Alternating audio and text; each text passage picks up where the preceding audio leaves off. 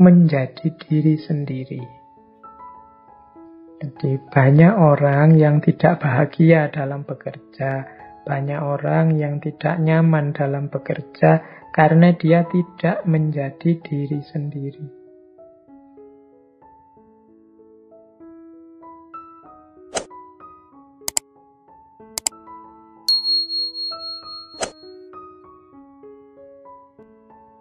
Baik, kita lanjut sekarang yang berhubungan dengan jati diri kita.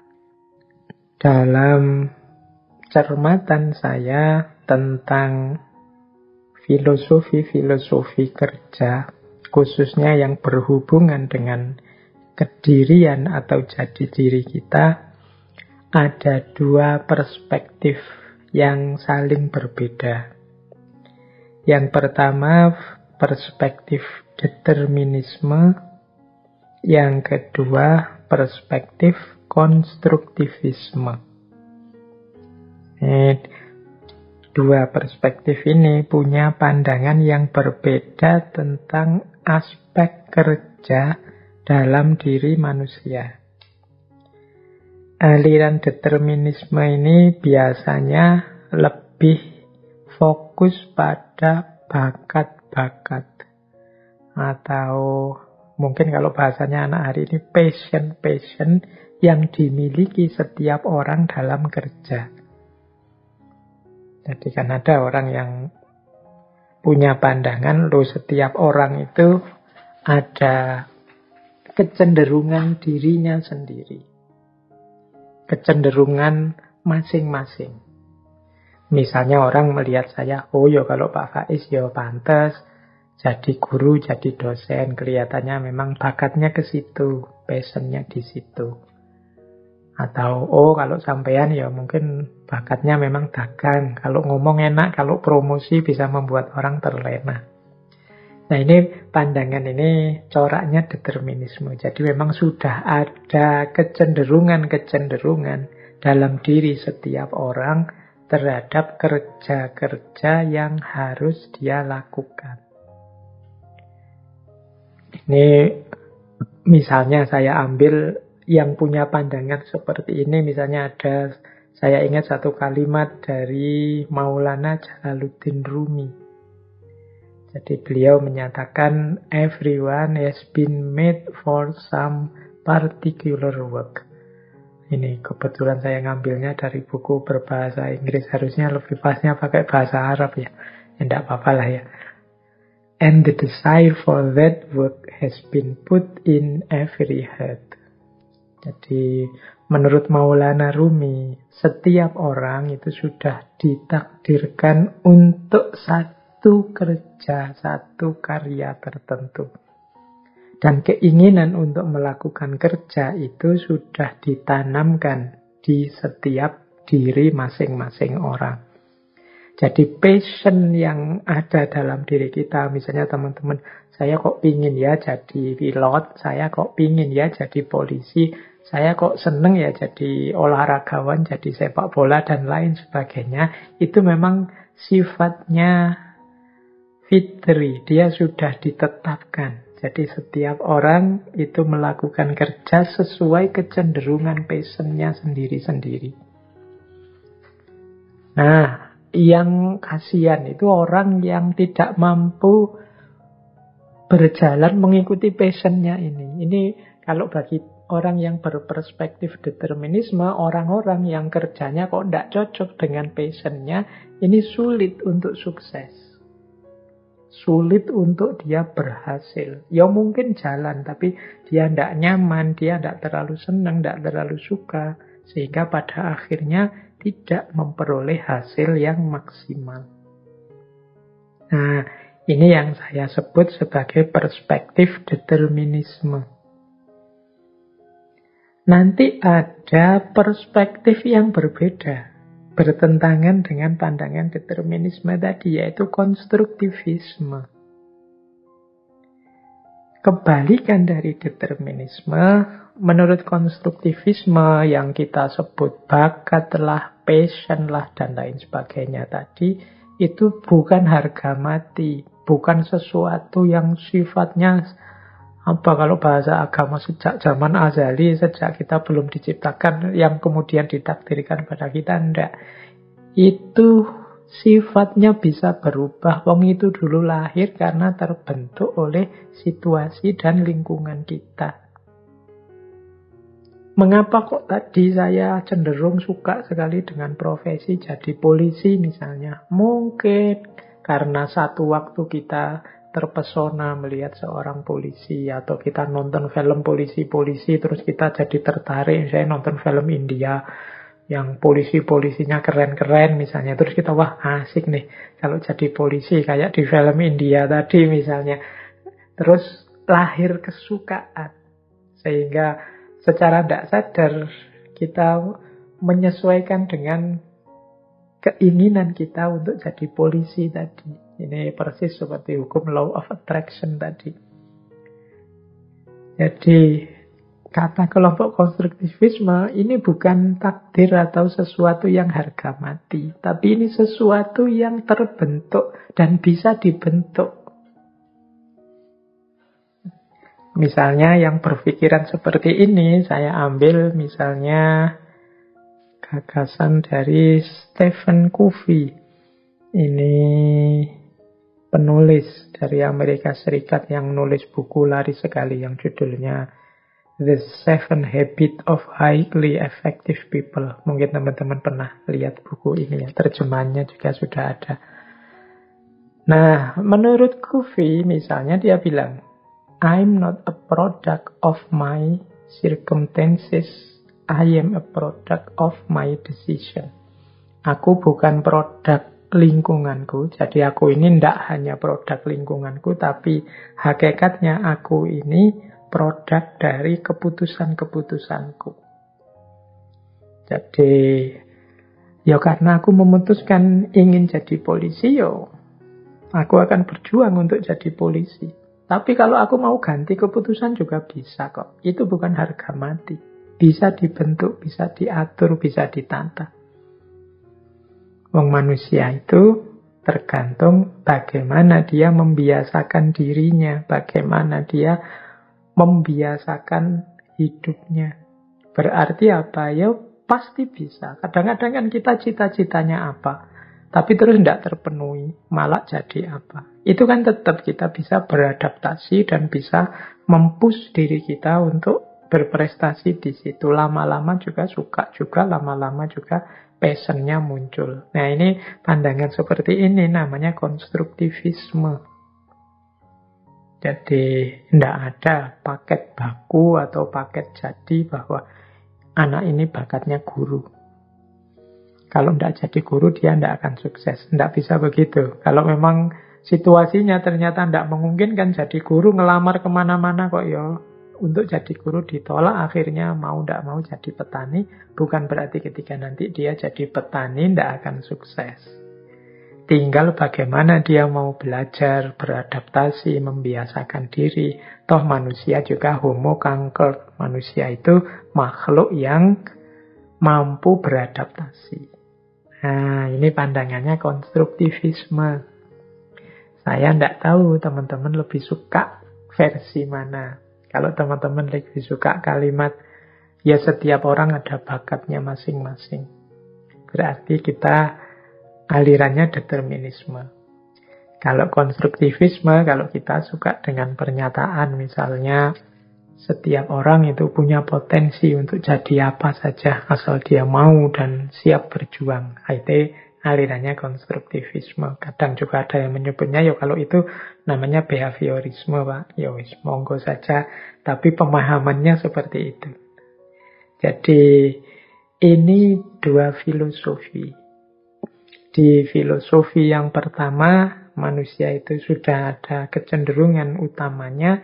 Di filosofi yang kedua, manusia itu tergantung pembiasaan bagaimana dia membentuk dirinya.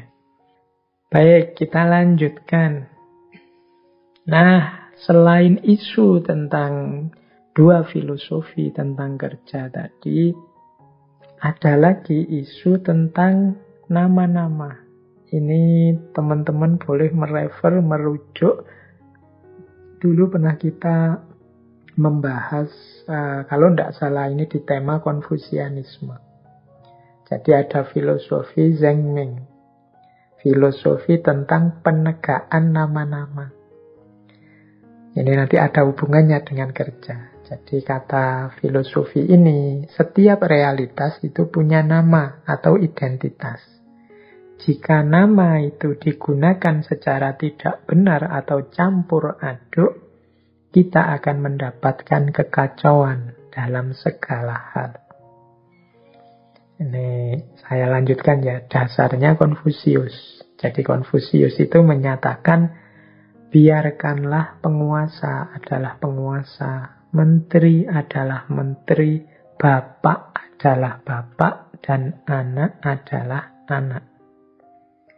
Maksudnya prinsip penegaan nama ini adalah setiap orang hendaknya menjalankan peran sesuai status yang disandangnya.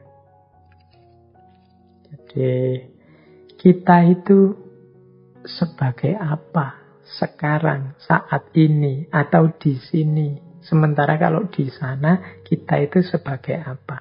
Ini yang disebut nama-nama. Di teorinya namanya rectification of behavior. Pentingnya penegaan perilaku. Kalau orang tidak sadar nama-nama, kehidupan ini kacau. Jadi penegaan nama-nama itu teman-teman, yang mahasiswa, ya berperilakulah seperti mahasiswa. Jalankan tugas-tugas sebagai mahasiswa. Yang orang tua, tunjukkan, wujudkan perilaku sebagai orang tua yang baik. Yang pemimpin juga begitu, yang menteri juga begitu, pedagang juga begitu, petani juga begitu. Disitulah nanti lahir hidup yang nyaman, hidup yang tertib. Nah, tapi kalau orang tidak peduli ini, itu nanti bisa kacau balau. Jadi hari ini kan sering orang ngomong, ini sebenarnya awam loh, tapi gayanya kaya ulama, kaya ustadz. Oh ini sebenarnya rakyat, tapi ngalang-ngalai presiden. Cara dia ngomong, cara dia berperilaku misalnya. Oh ini dia sebenarnya cuma anggota, tapi gayanya kaya ketua. Oh ini kan kalimat-kalimat ini ketika memang dalam kenyataan ada yang seperti itu, menunjukkan kacaunya nama-nama. Jadi orang tidak sadar status, posisi, dan peran yang dituntut dari posisinya itu. Kalau orang tidak sadar atau lupa peran yang harus dia mainkan, ya tentu saja ceritanya jadi kacau balau. Kayak kalau film apa drama itu loh, yang harusnya castingnya jadi antagonis, kok malah tidak mau, saya harus protagonis. Itu kan filmnya jadi kacau. Nah, hidup dalam nama-nama itu juga begitu. Jadi demi tertib sosial, tertib politik, kita harus sadar status, identitas, kedudukan kita. Disitulah nanti kita menjalankan sesuai fungsi kita yang sebenarnya. Nah, kerja juga begitu. Berarti kalau kita bekerja, ya kita harus jelas benar status kita apa dan apa yang harus kita lakukan dengan status kerja kita. Kalau dalam organisasi, teori organisasi hari ini kan ada istilah wewenang dan tanggung jawab. Posisiku itu apa, wewenangku apa, tanggung jawabku apa. Sehingga aku harus melakukan ini. Nah, jadi ini namanya Zhengming, penegaan nama-nama. Yo kita harus sadar misalnya, oh saya ini anggota, tidak bisa membuat kebijakan. Paling tinggi yang bisa saya lakukan usul. Sehingga nanti kalau sudah disepakati baru oleh pimpinan, kemudian jadi kebijakan, baru itu bisa jalan. Nah, ini namanya sadar posisi. Oh saya ini posisinya bendahara yang diurusi aspek keuangannya. Kalau urusan sosialnya sudah ada bagian yang lain. Ya ini kesadaran nama-nama namanya. Kita dalam kerja juga begitu. Pertanggungjawaban kita dituntut sesuai posisi, kedudukan, atau nama-nama kita. Jadi ini filosofi selanjutnya. Setelah tadi kita kenal filosofi determinisme dan konstruktivisme, sekarang kita ketemu dengan filosofi Zhengming yang saya ambil dari Konfusianisme. Pentingnya orang sadar posisi, pentingnya orang ngerti statusnya, pentingnya orang ngerti wewenang dan tanggung jawabnya. Sehingga kerja yang dia lakukan akhirnya tepat guna. Tidak melenceng kemana-mana, tidak muncul kekacauan-kekacauan. Baik, kita lanjutkan ya. Sekarang kita masuk ke aspek karakter. Jadi, kerja apapun yang kita lakukan itu tentu saja memerlukan dukungan karakter yang cocok, yang pas. Ini sebenarnya luas sekali dukungan karakter ini, tapi kita coba ya. Ini saya menampilkan beberapa karakter kerja yang sifatnya tidak hanya produktif, tapi juga membahagiakan kita. Kita kerja itu kan ingin memenuhi kebutuhan, ingin eksis, ingin diterima masyarakat. Tentu saja, mengapa sih kok kita ingin diterima masyarakat, ingin eksis, ingin memenuhi kebutuhan? Ya tentu saja demi kita menemukan kebahagiaan dalam hidup. Nah, untuk sampai ke sana itu kan butuh dukungan karakter yang kuat.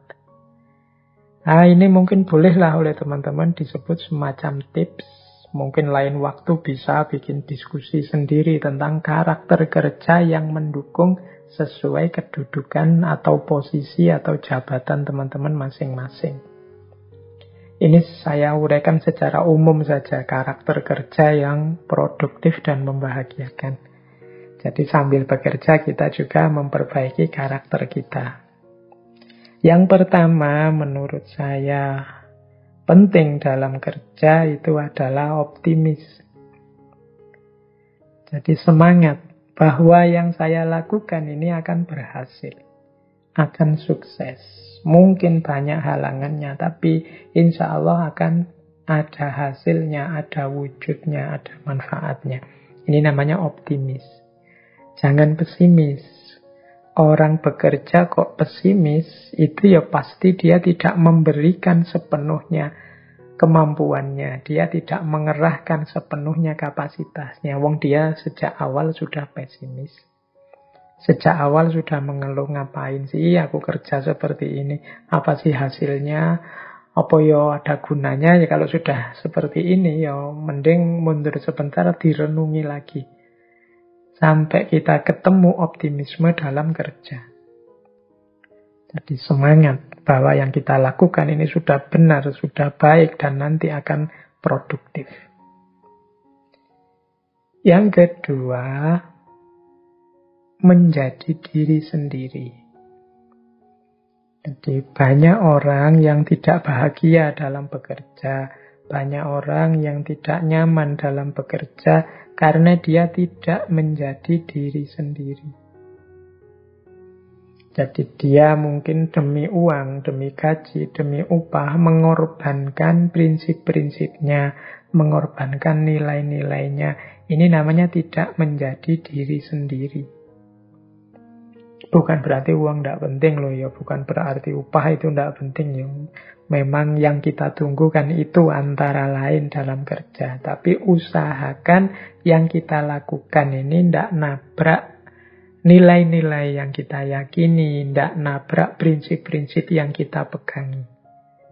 Jadi kita tetap bisa menjadi diri kita sendiri dalam bekerja. Bukan diri yang terpaksa melakukan sesuatu, bukan diri yang tidak nyaman melakukan sesuatu. keterpaksaan, ketidaknyamanan, itu menunjukkan kita belum menjadi diri kita sendiri.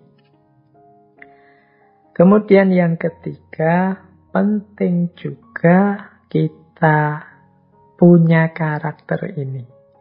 Ini mungkin bagi teman-teman ya yang masih muda-muda ini, ya yang tua juga termasuk, berani memulai.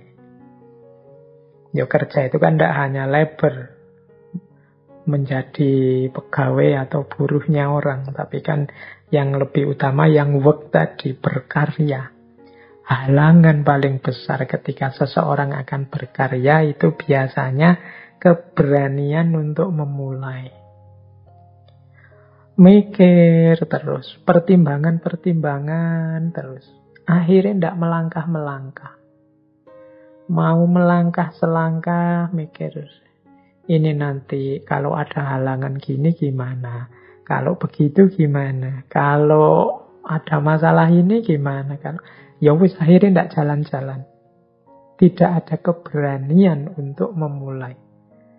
Jadi berani ini penting teman-teman. Makanya dalam agama itu syaja'ah atau keberanian itu termasuk akhlak yang mahmudah.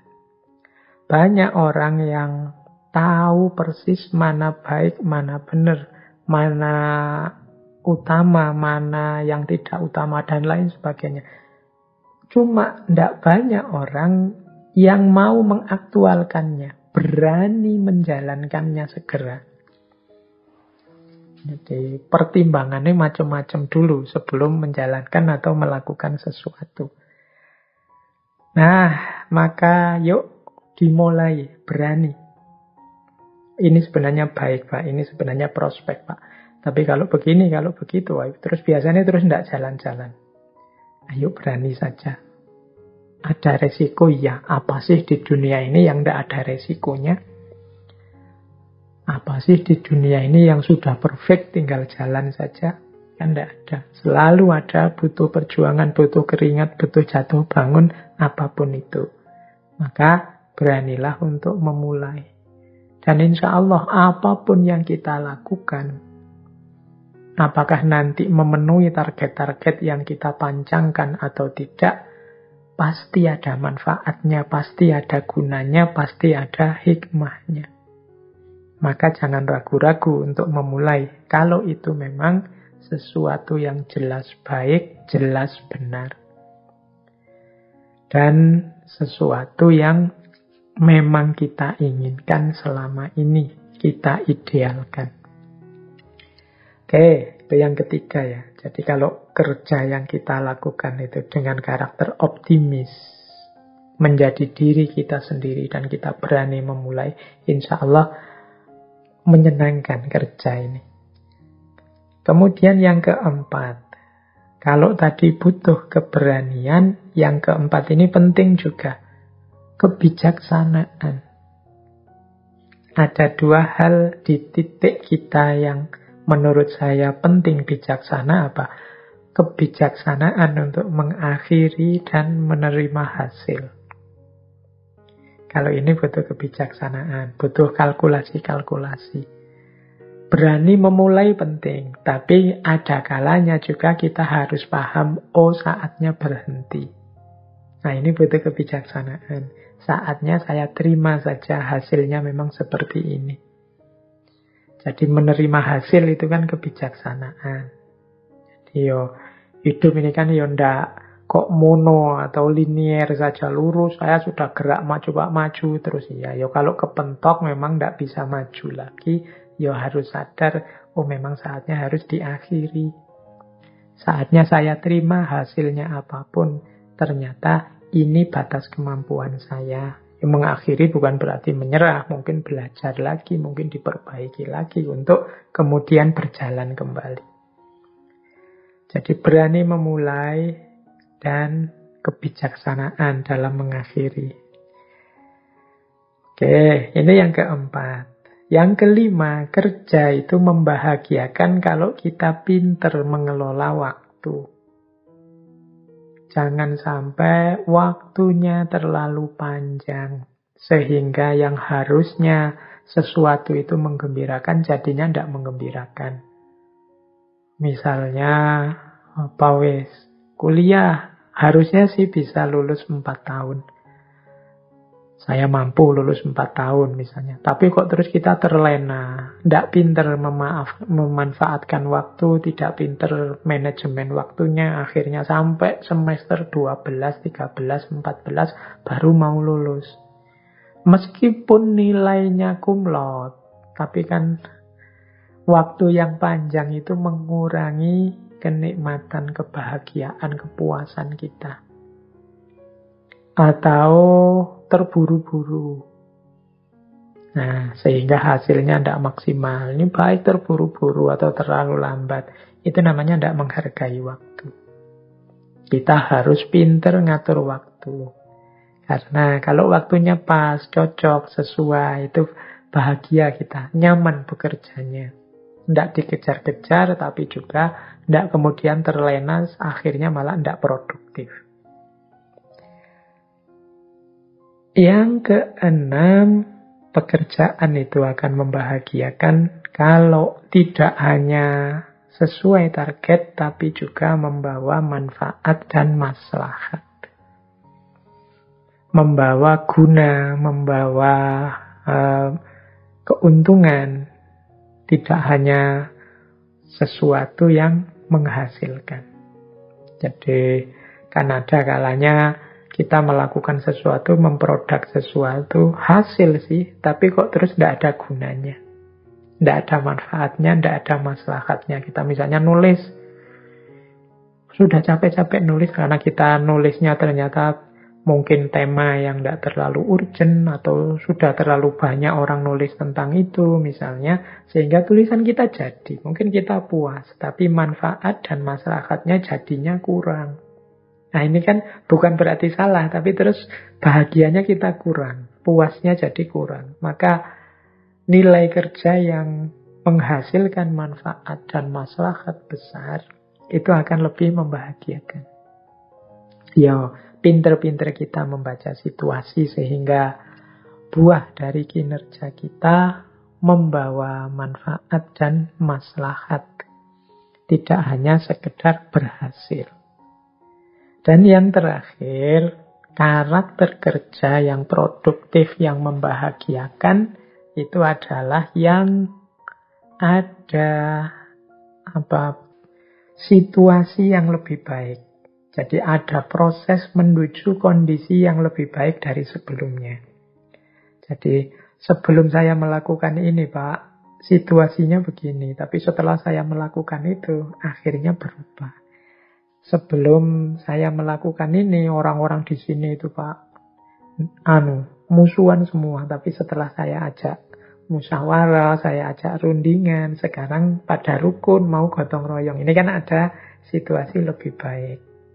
Sebelum saya membuat alat ini orang-orang kalau kerja capeknya luar biasa, tapi setelah saya menghasilkan alat ini, itu mereka tidak terlalu capek lagi. Ini kan membahagiakan. Ada situasi yang lebih baik dari sebelumnya. Nah, teman-teman, ini mungkin bisa bahan refleksi kita ya. Mari membangun ini. Kalau kita ingin kerja yang tidak sekedar produktif, tidak sekedar menghasilkan, tidak sekedar membuahkan income untuk kita, tapi juga membahagiakan. Ini ada ciri-cirinya: optimis, jadi diri sendiri, berani memulai, bijaksana mengakhiri, menghargai waktu, membuahkan manfaat, maslahat, dan terjadi proses menjadi lebih baik dari kondisi sebelumnya. Oke. Nah, kalau tadi karakter. Kita lanjut lagi. Ini untuk yang memudahkan kerja, karena sejak awal sudah kita urai betapa pentingnya kerja ini. Kita lihat beberapa variabel yang sering menghalangi kerja kita. Yang sering membuat kita malas, sering membuat kita tidak ingin kerja secara optimal, maksimal. Jadi ada di catatan saya beberapa hal. Ini karena malam hari ini kita membahasnya dari aspek pembentukan diri dan pemahaman diri. Ada beberapa aspek mental dalam kerja yang sering menghalangi pemenuhan kita secara maksimal terhadap kerja-kerja kita. Kita lihat ya, halangannya apa saja. Halangan yang pertama adalah, ini yang paling sering kita lakukan, yaitu negative thinking. Nah, ya solusinya berarti kebalikannya. Positive thinking.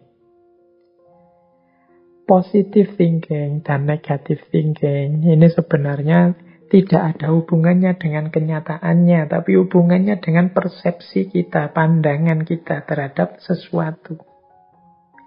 Kenyataan itu akan memberikan sesuatu yang positif pada kita atau memberikan sesuatu yang negatif pada kita, itu lebih banyak tergantung pada persepsi kita. Kalau kita negative thinking, ya kita dapatnya yang negatif. Kalau kita positive thinking, ya kita dapatnya yang positif. Banyak orang tidak mau melakukan sesuatu karena negative thinking. Nah, menurut saya, kalau melakukan itu pasti gagal. Menurut saya, kalau berteman dengan dia pasti tersakiti. Menurut saya, kalau kerja di situ pasti nanti sengsara dan lain sebagainya. Menurut saya, kalau saya nulis-nulis mesti nanti tidak ada yang senang dengan tulisan saya. Wong sudah banyak yang nulis tentang ini. Menurut saya, kalau saya nanti coba buka usaha mesti rugi, mesti sepi. Wong saingannya sudah luar biasa. Ini namanya negative thinking. Jadi ada satu kalimat yang saya suka. Ini banyak dikutip oleh motivator-motivator dari tradisi Konfusianisme. Jadi kalimatnya begini. Jika engkau menganggap orang di depan dirimu sebagai teman, engkau akan mendapat berkah teman. Bila engkau menganggapnya guru, engkau akan mendapat berkah guru. Begitu juga sebaliknya. Bila engkau memberi cap jelek, kotor, hina, maka engkau akan mendapatkan berkah yang sama. Jadi, pikiran kita, tanggapan kita, itu nanti menentukan apa yang kita peroleh.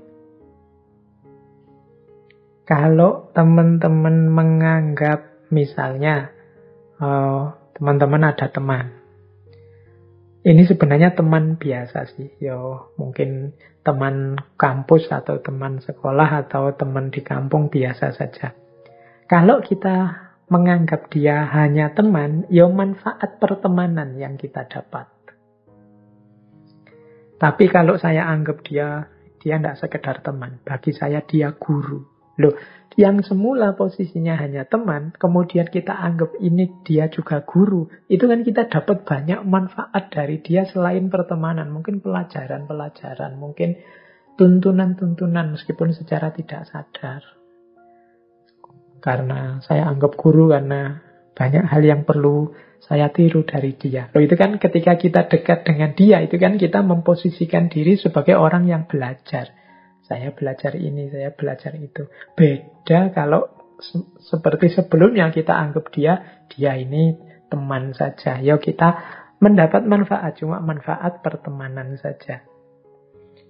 Ini yang tadi saya maksud berhubungan dengan positive thinking, negative thinking. Kalau kita berpikir negatif, hal-hal negatif yang kita dapat. Kalau kita berpikir positif, hal-hal positif yang kita panen. Berhadapan dengan apapun.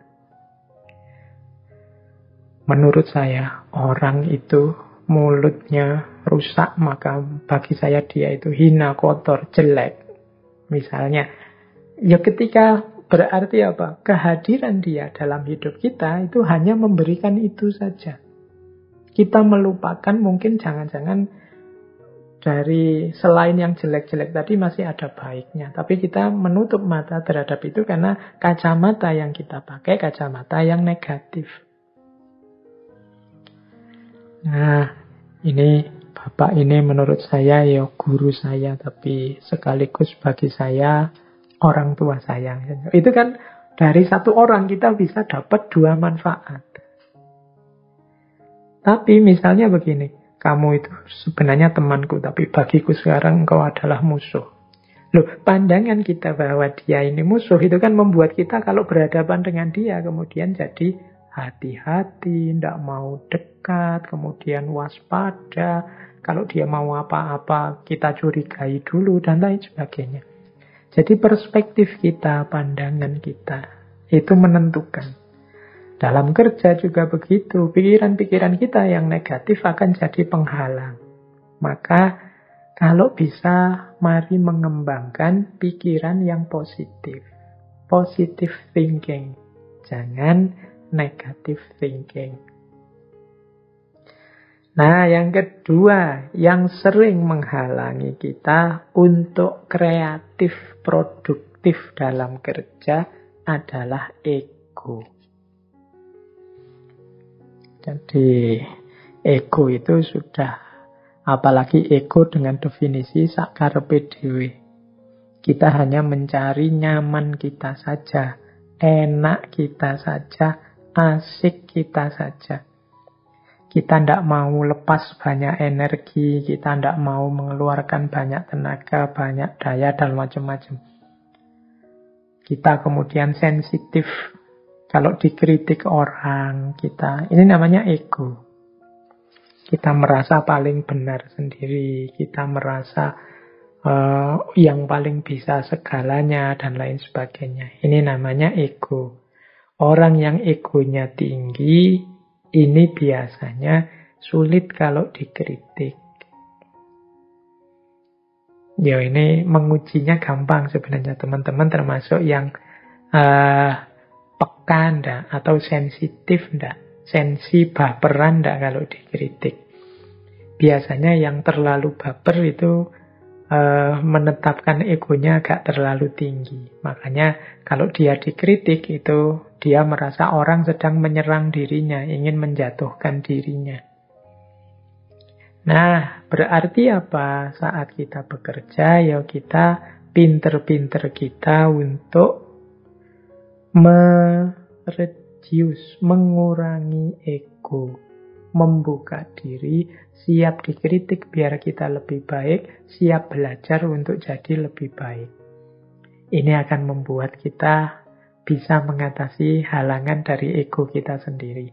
Kalau ada orang ngeritik, ya sadari saja bahwa ya saya ini manusia memang tidak selalu benar, kadang-kadang alpa, kadang-kadang khilaf, kadang-kadang keliru. Dia sebenarnya ngeritik bukan benci saya, tapi ada bagian tertentu dari diri saya yang tidak pas. Yang mungkin menurut dia harus diperbaiki. Jadi terima kasih saya dikritik. Jadi yang dikritik itu, yang diserang itu sebenarnya bukan saya, tapi bagian tertentu dari diriku. Mungkin pikiranku, mungkin perilakuku ketika aku begitu. Mungkin saat aku melakukan ini. Nah, ini membuat kita lebih nyaman. Jadi sehingga kita bisa melakukan perbaikan diri terus-menerus. Kalau ego kita tinggi dalam kerja biasanya sulit maju. Kita merasa sudah jadi orang penting, jadi orang besar. Ternyata tidak, karena kita tidak mau noleh kiri kanan. Kita tidak tahu bahwa ada banyak usulan bagus. Ada banyak kritik-kritik yang lebih membangun di kiri kanan kita. Baik. Nah, yang ketiga, agar kerja semakin optimal, penting bagi kita untuk belajar terus-menerus. Terhadap apapun, tentang apapun. Jadikan segala sesuatu, segala peristiwa, segala fenomena yang kita hadapi sebagai ayat. Ayat itu kan sesuatu yang kita baca, kita pahami, dan kita ambil manfaatnya untuk hidup kita. Kita mengambil iktibar, kita mengambil pelajaran dari apa saja. Termasuk mungkin dari orang-orang yang membenci kita, atau dari orang-orang yang memusuhi kita, merusak kita, menyulitkan kita. Saya ingat ada satu kalimat dari Buddha yang beliau menyatakan pada akhirnya kita akan sangat berterima kasih pada orang-orang yang membuat kita sulit. Mengapa orang-orang yang membuat kita sulit inilah yang membuat kita tahan banting, yang membuat kita berkembang jadi lebih baik, yang mengasah kemampuan kita, yang mendorong kita untuk jadi yang lebih tangguh. Ini berarti kita bisa mengambil pelajaran meskipun pada orang yang menyulitkan kita, memusuhi kita. Dari segala sesuatu. Ini persis kalimat yang sering kita pakai kan, mengambil hikmah dari apapun. Nah, ini akan semakin membuat kita aktif dan produktif. Tidak lagi macet, mandek, dan malas. Nah, yang keempat adalah move on, moving forward. Ayo maju terus. Jangan menyerah, jangan merasa sudah selesai atau jangan merasa terlalu cepat puas. Masih ada banyak manfaat, maslahat, kreasi, produktivitas yang bisa kita hasilkan. Moving forward. Moving forward ini yuk maju terus. Nggak mandek di satu titik. Saya membayangkan kayak anak-anak kita, adik-adik kita kalau main game itu loh. Kalau kita main game itu kan, misalnya main game di satu level, itu kan kita mati-matian segala daya, segala tenaga kita kerahkan untuk menang di level itu. Begitu menang di satu level ini, kita kan gembira, seneng. Tapi naik level sekarang. Bukan berarti perjuangan selesai. Kita lanjut ke level yang lebih tinggi. Nggak usah mikir lagi musuh-musuh di babak selanjutnya, di babak yang tadi, di level tadi. Kita kan gembira menang di level 1 misalnya kan nggak terus-terusan. Ya sudah, kalau sekarang level 2 yang kita pikir sekarang level 2-nya musuh di level 2. Yang sudah kalah ya sudah, yang sudah kita taklukkan ya sudah. Sekarang saatnya kita mengupgrade diri kita, naik ke level 2. Kan ada orang itu yang mentalnya adalah kalau sudah menang di level 1 ya sudah. Nggak usah naik ke level 2, nanti ada kesulitan lagi. Sudah, satu ini aja. Yang penting aku sudah menang di sini. Ya, ini nanti kerja yang tidak berdaya islah tadi, berdaya meningkatkan kualitas diri. Merasa sudah selesai di situ. Nah, mentalnya anak-anak yang main game ini menurut saya menarik. Ayo kita taklukkan hari ini, saat ini, situasi ini. Nanti kalau sudah unggul, saatnya kita naik level. Biar kita semakin berkembang, semakin baik, semakin baik, semakin baik. Produktivitas kita tambah meningkat, tambah meningkat. Teman-teman mungkin bisa mengkiaskan kayak HP itu loh. Apakah HP merek apapun, apalagi HP Cina, Samsung, Xiaomi dan lain. Itu kan tiap sekian bulan itu ada versi barunya. Jadi tidak mandek di satu gaya, di satu versi saja, di satu tantangan saja. Tapi terus memikirkan inovasi baru, tantangan baru. Ini yang saya sebut moving forward. Maju terus, yuk maju terus. Jangan berhenti. Kita hidup ini dengan menaklukkan satu level ke level selanjutnya. Terus begitu. Nah, kalau kita punya mental seperti ini, apapun halangan dalam kerja itu rasanya kecil. Kalau kita punya positive thinking, ego yang tidak terlalu tinggi, kemampuan untuk belajar terus-menerus, membaca terus-menerus, ayat-ayat, fenomena-fenomena, untuk membuat diri kita lebih baik. Dan yang terakhir, kesiapan untuk terus maju, terus berkembang, tidak berhenti. Nah, ini akan membentuk diri kita menjadi pekerja yang unggul, yang aktif, yang produktif, memberi manfaat dan maslahat. Jadi itu beberapa filosofi dalam kerja. Baik, teman-teman. Wah, ternyata waktunya sudah mau tuntas. Masih ada sekitar 5 menit ya. Saya tutup dengan 3 buah quotes yang kebetulan saya bawa untuk malam hari ini. Yang pertama, quotes dari Khalil Gibran.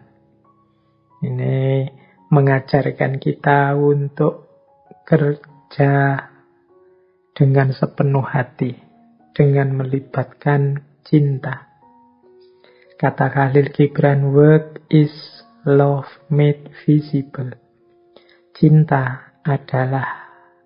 Kerja adalah cinta yang kelihatan.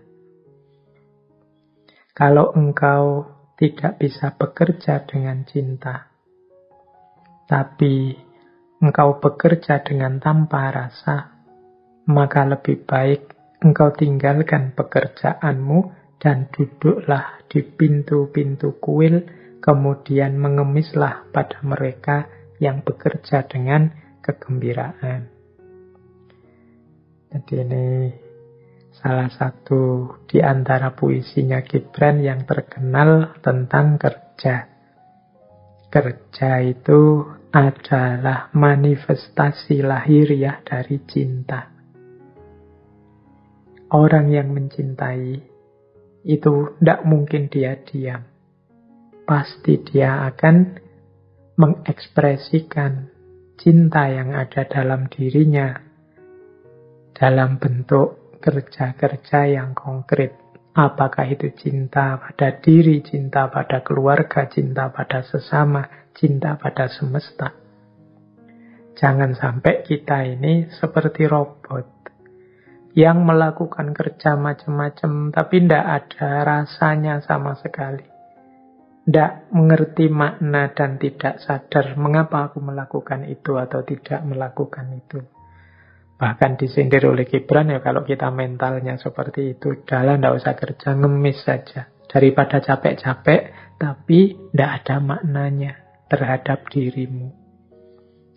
Nah, ini sindiran kerasnya Khalil Gibran. Berarti kerja apapun yang kita lakukan, mari lakukan sepenuh hati. Tumbuh dari kecintaan kita terhadap hidup ini. Baik itu diri kita sendiri, keluarga kita, lingkungan kita, bahkan alam semesta. Nah, ini pesannya Gibran. Yang kedua, ada pesan juga yang menarik dari Arnold Toynbee. Ini sejarawan dari Inggris yang masyhur sekali. Ini dulu pernah juga kita kutip quotes ini di sesi permainan. Kata Toynbee, the supreme accomplishment is to blur the line between work and play. Prestasi yang puncak, capaian yang paling tinggi adalah ketika tidak jelas lagi atau bercampur garis antara kerja dan bermain. Jadi kita ini sukses dalam kerja kalau kita mampu bekerja sebagaimana kita bermain. Bermain itu kan capek seperti bekerja, butuh pikiran, butuh daya, butuh tenaga, sama capeknya kayak kerja. Tapi dalam bermain kita merasakan kegembiraan, kebahagiaan. Maka puncak capaian kita dalam bekerja adalah kalau kita merasa segembira dan sebahagia sama seperti saat kita bermain dalam kerja. Jadi kalau kita bekerja kok gembiranya dan bahagianya sama seperti kalau kita bermain, itulah supreme accomplishment, capaian yang paling puncak. Yo, monggo teman-teman dengan strateginya masing-masing. Bagaimana nanti bisa mencintai dan menggembirai apapun kerja yang kita lakukan.